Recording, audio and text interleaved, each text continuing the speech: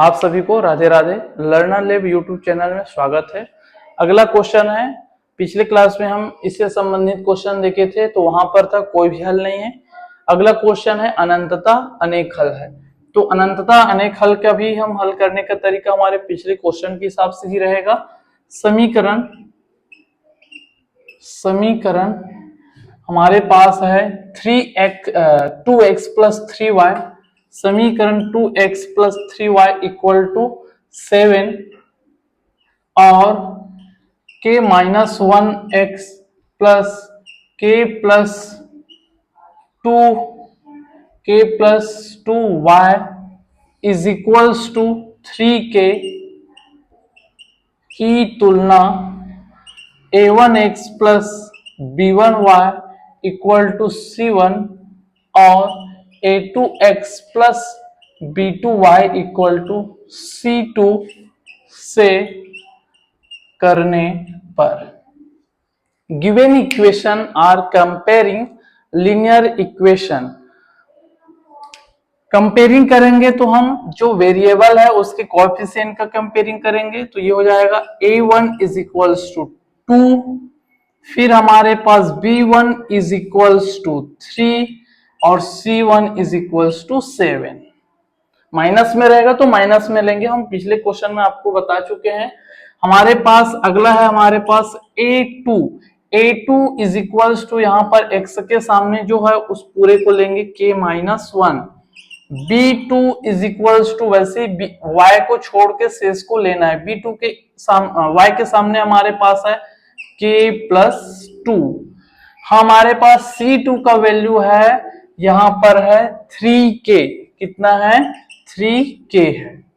अब हमें क्वेश्चन में बोल रहे हैं कि समीकरण निकाय का अनंतता अनेक हल है तो लिखेंगे चूंकि समीकरण निकाय का अनंततः अनेक हल है। अब अनेक हल कब होता है? जब तीनों रेशियो इक्वल हो। जब तीनों रेशियो क्या हो जी? इक्वल हो। तो हम तीनों रेशियो इक्वल कर लेते हैं। यही क्वेश्चन को कभी कभी चेक कीजिए, बोलता है के का मान ज्ञात ना करके आपको बोला जाएगा समीकरण निकाय कौन सा हल रखता है जांचिए। तो आपको यही करना है, फॉर्मेट यही रहेगा।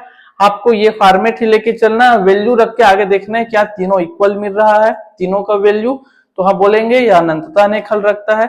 अगर तीनों रेशियो सेम नहीं मिलता है, दो रेशियो सेम मिलता है, तीसरा नहीं मिलता है, तो यहां हम बोलेंगे कोई भी हल नहीं रखता है। ये जांचने का मेथड है, तरीका है। अगर नॉट इक्वल बोल रहा है अगर हमें ये प्रथम तो नॉट इक्वल मिल रहा है स्टार्टिंग में, इधर हल करने पर अंतिम नॉट इक्वल मिला तो हम बोलेंगे कोई भी हल नहीं रखता है।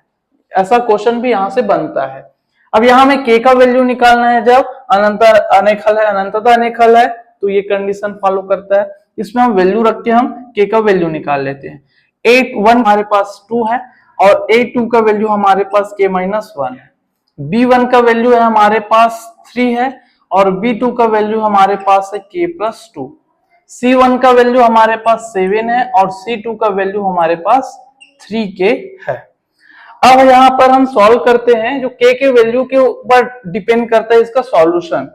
k अगर प्रथम रेशियो पर है तो इन दो को बस सॉल्व करके आगे बढ़ेंगे। अगर बीच पे है 20 वाले रेशियो पे तो इन दो को और इन दो को भी, मतलब k का 2 वैल्यू देगा। अगर k का जो वैल्यू है वो इस तरफ है इस वाले में तो एक ही वैल्यू मिलेगा, इन दो को सॉल्व करेंगे। अगर कहीं पर 2 जगह है या 3 जगह है तो हमें k का 3 वैल्यू मिलेगा। जैसे यहाँ पर तीनों जगह है तो हमें 3 वैल्यू मिलेगा। 2 जगह रहेगा तब भी हमें 3 मिलेगा, इन दो को फिर इन दो को। तो हम पहले प्रथम दो को लेके हैं, 2 बट्टा k minus 1 is equal to 3 divided by k plus 2। अब यहां से हम सॉल्व करते हैं तो ये हो जाएगा k प्लस 2 का 2 से मल्टीप्लाई तो हो जाएगा 2k प्लस 2 2 जा 4, 2 दूनी 4 इज इक्वल टू 3 का k माइनस 1 से तो 3 का मल्टीप्लाई k से तो 3k, 3 का मल्टीप्लाई 1 से तो 3, प्लस गुना माइनस माइनस।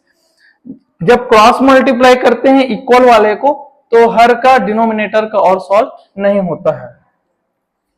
अब यहाँ पे हम देखेंगे जो k का है उसको एक साइड रखते हैं, बगैर के वाले को दूसरी तरफ लेके चले, तो ये हो जाएगा हमारे पास 2k minus 3k plus 3k, side के पहले आएंगे, इक्वल के पहले आएंगे तो माइनस 3k हो गया, इज इक्वल्स टू -3 अपने जगह है, +4 को दूसरी तरफ ले जाएंगे तो -4 हो जाएगा।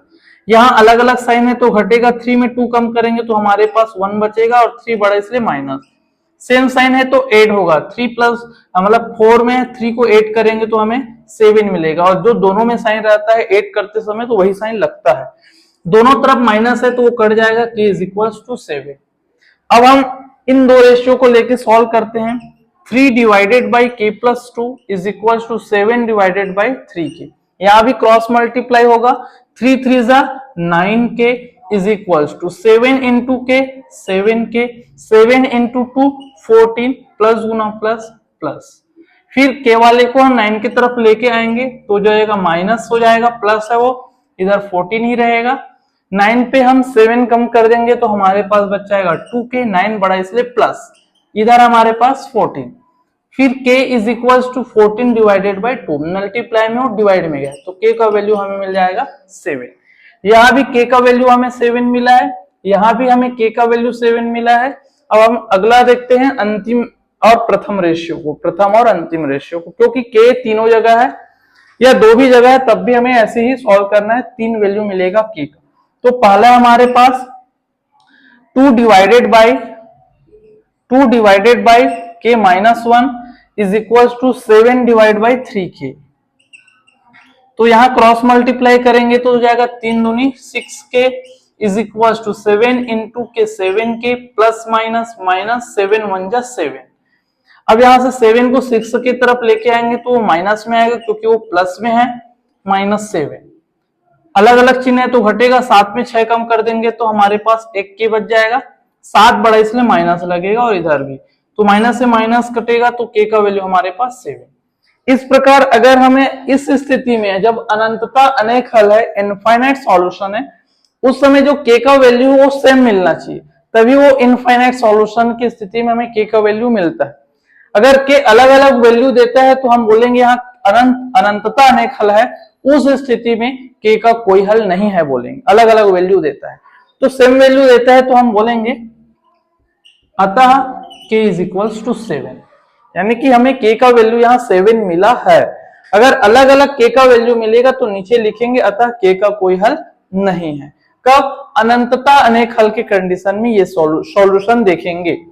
लेकिन अद्वितीय हल है या कोई भी हल नहीं है, तो कोई भी हल नहीं वाला हम क्वेश्चन 1 देख चुके हैं, और उसके बाद अद्वितीय हल है होता है, तो अद्वितीय हल का हम कल देखते हैं अगले क्लास में। आप सभी को बहुत बहुत धन्यवाद। आप हमारे चैनल को लाइक शेयर सब्सक्राइब जरूर करें, और आपको ऐसा लगता है कि हमें ऑनलाइन क्लास में समझ नहीं आ रहा है, दिक्कत हो रहा है, तो आप ऑफलाइन क्लास भी ज्वाइन कर सकते हो। Learner lab coaching classes bus stand के आगे ढोंडा रोड पर है। धन्यवाद।